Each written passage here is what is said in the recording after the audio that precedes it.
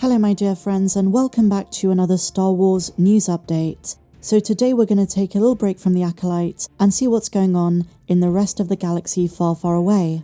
I want to start by talking about Boba Fett. A couple of very interesting tidbits. Did you know the armor scenes were entirely changed? The original version of what Emily Swallow said has nothing to do with the final version.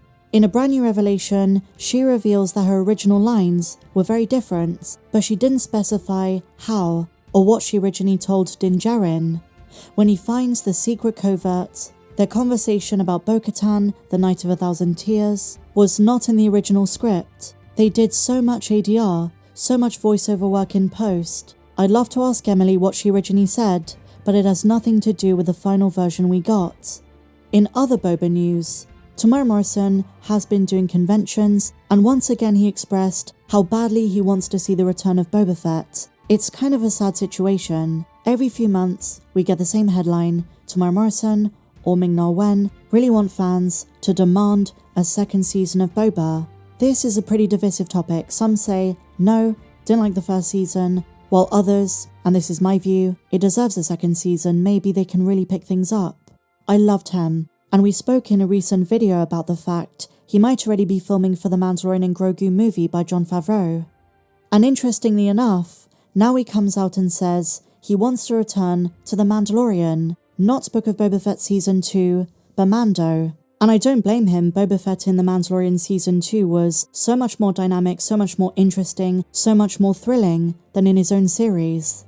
It's very jovial, very tongue-in-cheek. He's kind of saying that because Mando had 2 episodes in his show, he deserves the opportunity to do the same thing the other way around. And maybe he knows something. Maybe he knows he's going to appear again. But I also feel, and this was something we spoke about in early 2022, while he is grateful for the Book of Boba Fett, a part of him is frustrated by the way it turned out. Not just structurally, not just because of the Mando episodes, which by the way was some of the best. He didn't like how much Boba spoke and had his helmet off. Well, here is the latest update. Morrison appeared at MCM Comic-Con in London and shared why he wants to return to the other show. He says, I would actually like my character to visit the Mandalorian, the Mando fort or something, and come in there and kick some real serious ass as well, the way he did and came into my show and stole an episode of my show, so I'd like to do the same thing.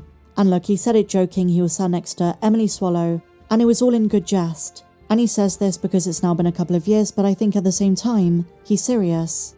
Just like so many, Tem wants to see Boba Fett at his best. I mean, sure, he rules with respect and didn't like the way Jabba did things, but the Daimyo of Tatooine should also show off his talent. As he says, kick some serious ass, exert your dominance, show us that you are Boba Fett, the Boba Fett we know and love. I'm always on Team Tem. I had problems with the Book of Boba Fett, but I also had a lot of fun. Some of those episodes, some moments in those episodes, are some of my favourite from the Disney Star Wars era. So, let's hope Tem returns, most likely in the Mando movie, and a part of me thinks he already knows. He's saying this because he's already received the call. And I do just want to speculate, and just to clarify, it's just me theorising. Just as there was with the Mandalorian Seasons 2 and 3, there is going to be a ridiculous level of secrecy surrounding the film. Mando coming to the big screen, I imagine there are going to be some rumours, but very few leaks. Very little information about the plot itself, and any major twist. Even many of the actors were in the dark about some of the most major reveals. And given the way they're tying together so much of the Mando era, so the Ahsoka show, Book of Boba Fett, I wouldn't be surprised if Luke is going to make another appearance, and that is something we don't hear about. Cinema Blend say this: The Mandalorian and Grogu starts production this very year, and seems likely to have strong ties to the other Disney Plus shows. We assume The Mandalorian Season 4 is still on the table. We don't know how and when that is going to play out, but we still want to know the fates of many of the characters from Book of Boba Fett. One in particular, Cobb Vanth. It'd be so sad if Boba wasn't in it. Tem has been pushing really, really hard. In other Mando-related news, Skeleton Crew, a massive leak.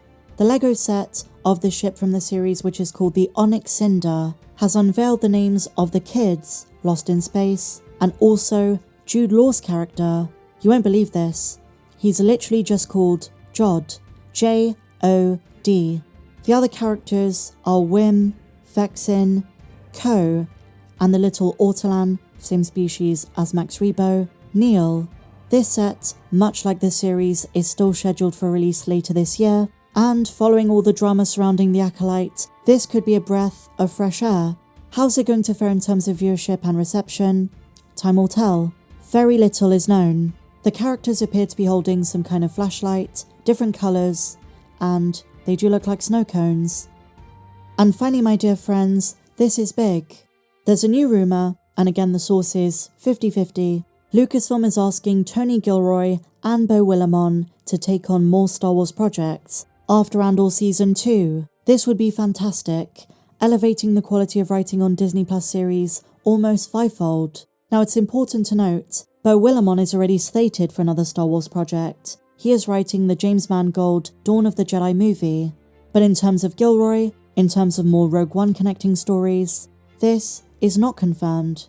As the showrunner of Andor, Gilroy had significant influence over the series' overall direction, including its plot development, character arcs, and visual style. His take on the show ensured the series stayed true to the essence of Star Wars while introducing fans to top-notch storytelling. But are we gonna get more Rogue One spin-offs? Seems like a no-brainer.